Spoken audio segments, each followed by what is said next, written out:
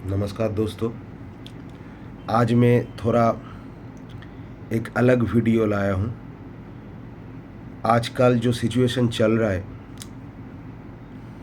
उसके ऊपर थोड़ा ये वीडियो है। मुझे लगता है आज मैं जो चर्चा करूँगा हर एक भारतीय को, हर एक इंडियन को ये बातें जानना बहुत ज़रूरी है। पहलगाम में जो घटना घटा है उसके ऊपर, उसके आगे, उसके पीछे क्या क्या हुआ है या क्या क्या फ्यूचर में थोड़ा बहुत होने वाला है, उसके ऊपर मैं थोड़ा चर्चा करूँगा।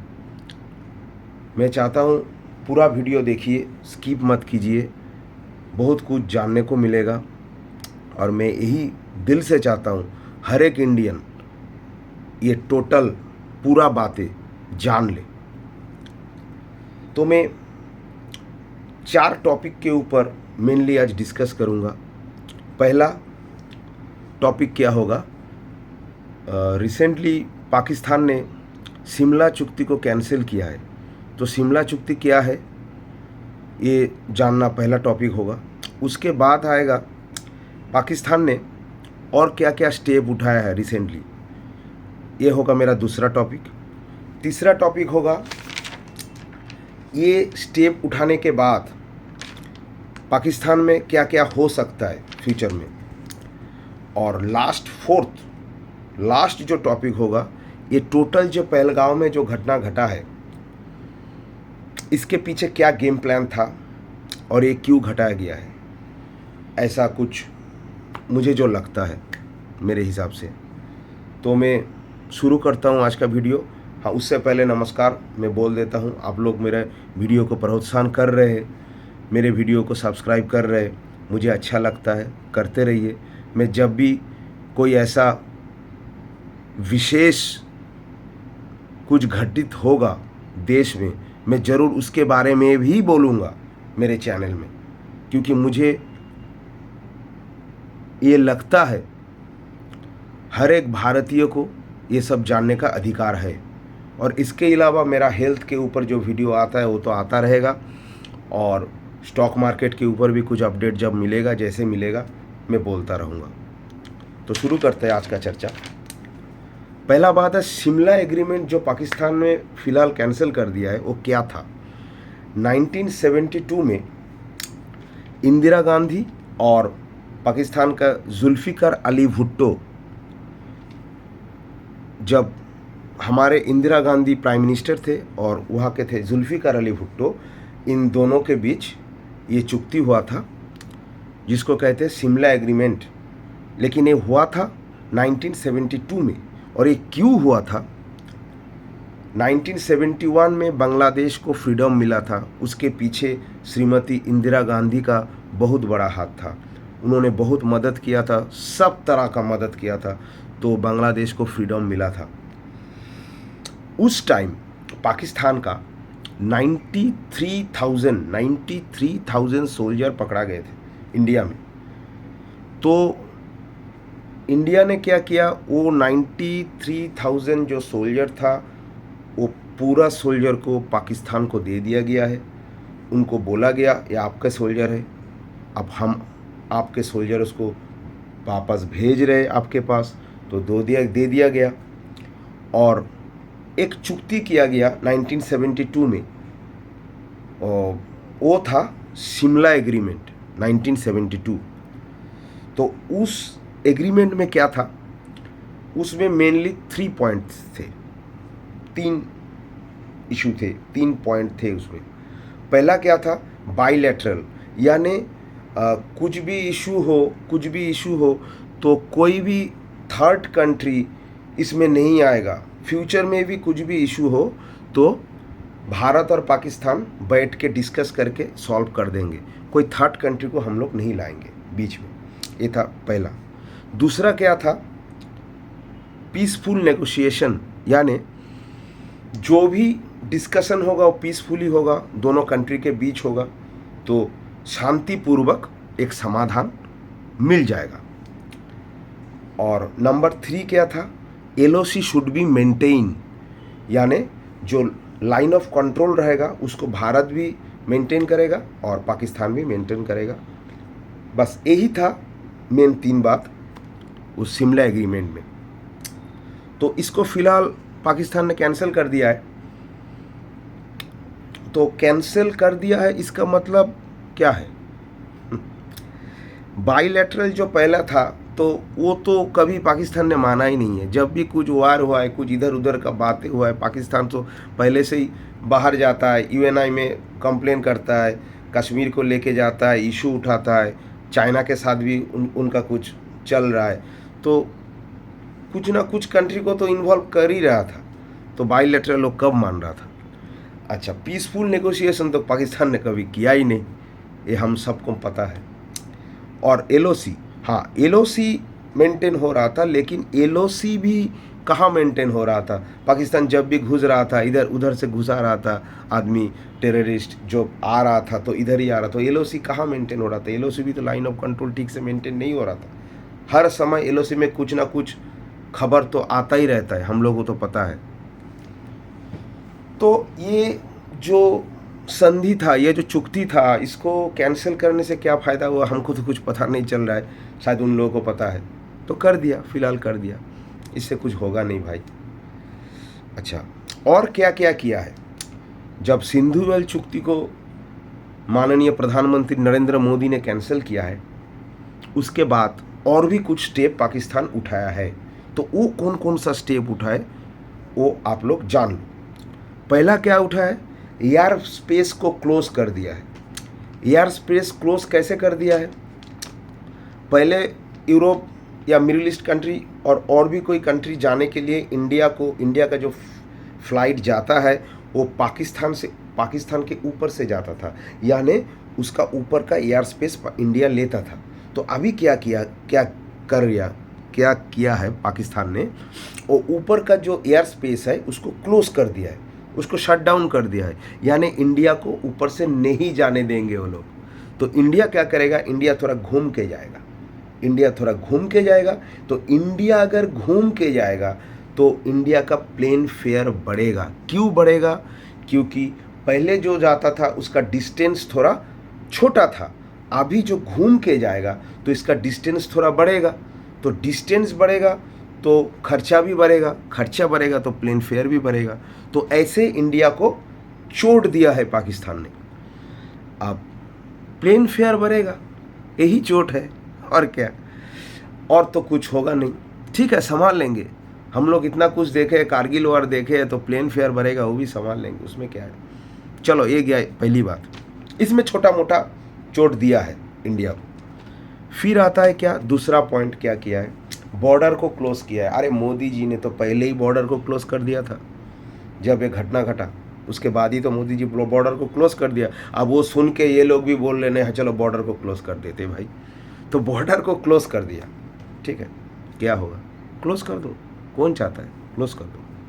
फिर आता है क्या? ट्रेन क्लोज कर दिया। जो ट्रेन से इधर से उधर जाते थे, ट्रेन को बोला बंद कर दिया। अरे भाई ठीक है, बंद कर दिया, अच्छा है, वहाँ से हमको नहीं चाहिए कोई, इधर मत रहो, उधर ही रहो, ट्रेन क्लोज कर दिया।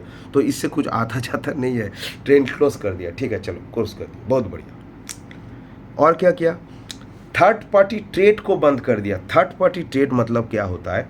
मान लो इंडिया का कोई प्रोडक्ट जापान गया, या इंडिया का कोई प्रोडक्ट कोरिया गया या चाइना गया, ठीक है, अब वहाँ से वो प्रोडक्ट पाकिस्तान खरीद रहा है, ठीक है, तो ये थर्ड पार्टी ट्रेड हो रहा है, ठीक है, मिडिल में और एक कंट्री है। तो पाकिस्तान अभी क्या बोला है? हम थर्ड पार्टी ट्रेड भी नहीं करेंगे इंडिया के साथ, यानी इंडिया का कोई प्रोडक्ट अगर बाहर के कोई देश में बिकता है वहाँ से भी हमको नहीं चाहिए बाबा, इंडिया का प्रोडक्ट नहीं चाहिए। ठीक है, कर दो, तो उसमें क्या होगा? कुछ नहीं होगा। गया, थर्ड पार्टी क्लोज कर दिया। इसके बाद क्या किया?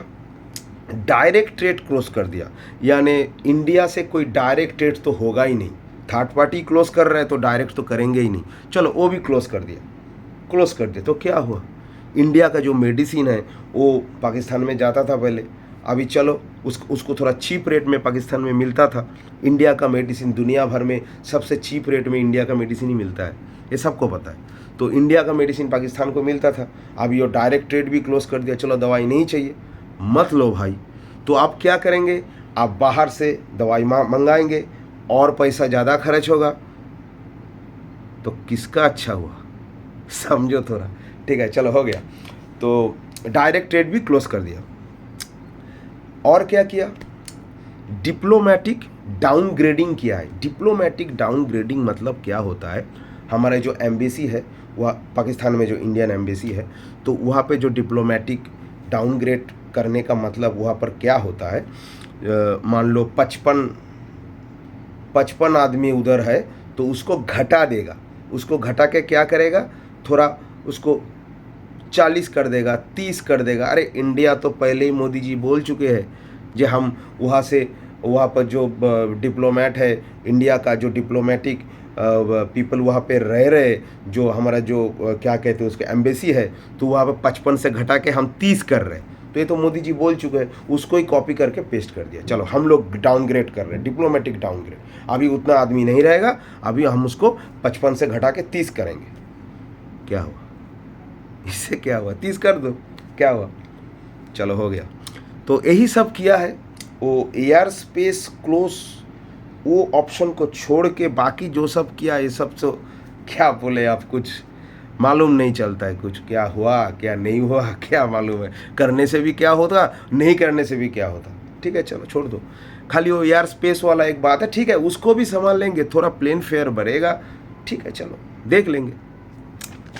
तो ये गया पाकिस्तान ने क्या क्या हाल में, माने इन बीच में पाकिस्तान ने क्या क्या किया, ये गया ये टॉपिक।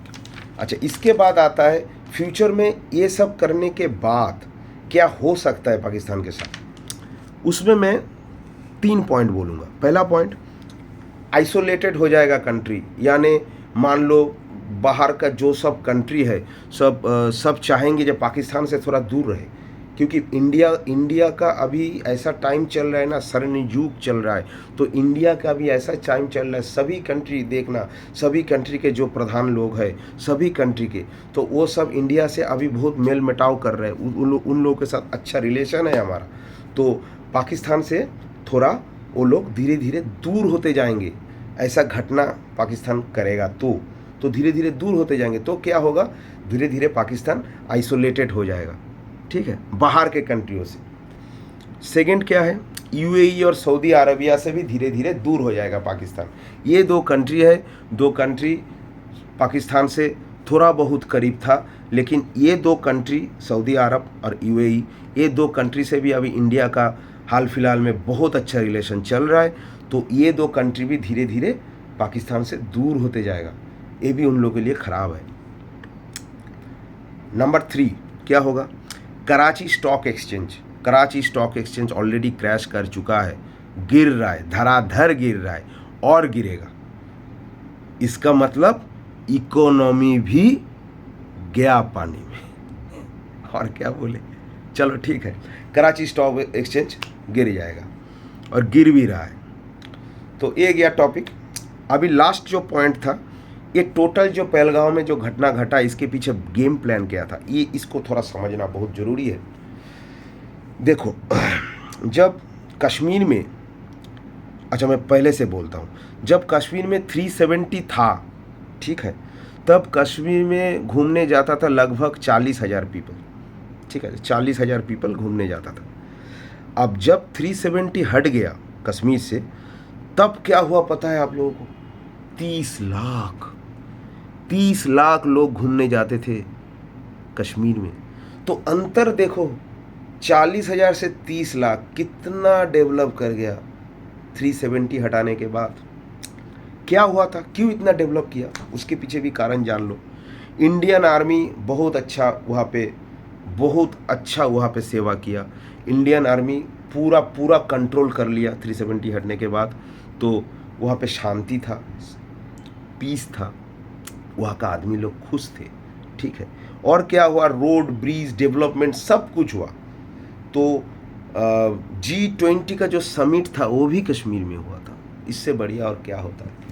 तो जो भी हो, तो चारों तरफ से 370 हटने के बाद मेरा मूल बात यही है, चारों तरफ से डेवलपमेंट ही डेवलपमेंट हो रहा था। तो इसके कारण कश्मीर पूरा खिल गया था। तो वहाँ पे इतना ज़्यादा आदमी लोग जा रहे थे, इसीलिए 40 लाख हो गए वहाँ पे घूमने जाते थे। तो क्या हुआ, वहाँ का जो पर्यटन शिल्प वहाँ पे जो था वो बहुत ज़्यादा डेवलप करने लगा था, तो इसके लिए अर्निंग भी बहुत ज़्यादा हो रहा था। तो यही बात है। अब क्या हुआ, इसके बाद क्या हुआ, ये तो हुआ, अच्छा हुआ, ये तो कश्मीर के लिए बहुत अच्छा हुआ। इसके बाद क्या हुआ, पाकिस्तान को ये चीज़ खला नहीं। क्यों नहीं खला? देखो, पाकिस्तान, कोई भी देश, पाकिस्तान हो या कोई भी देश हो, हमेशा क्या चाहता है, अपना कंट्री को डेवलप करने के लिए चाहता है, हमेशा कोई भी कंट्री चाहता है। लेकिन पाकिस्तान तो जानता है अपना कंट्री डेवलप हो नहीं सकता, उसके अंदर बहुत कुछ लोचा है, वो होगा नहीं। तो क्या करे, इंडिया को थोड़ा बर्बाद करे, और क्या करे, कश्मीर इशू तो था ही। तो पाकिस्तान को ये चीज़ खला नहीं, पाकिस्तान को ये अच्छा नहीं लगा। कश्मीर इतना डेवलप कर रहा है आफ्टर 370, इतना डेवलप कर रहा है, मैंने कोई सोच नहीं सकता। दिन दोगुनी रात चौगुनी डेवलप कर रहा है, कितना डेवलप कर रहा है।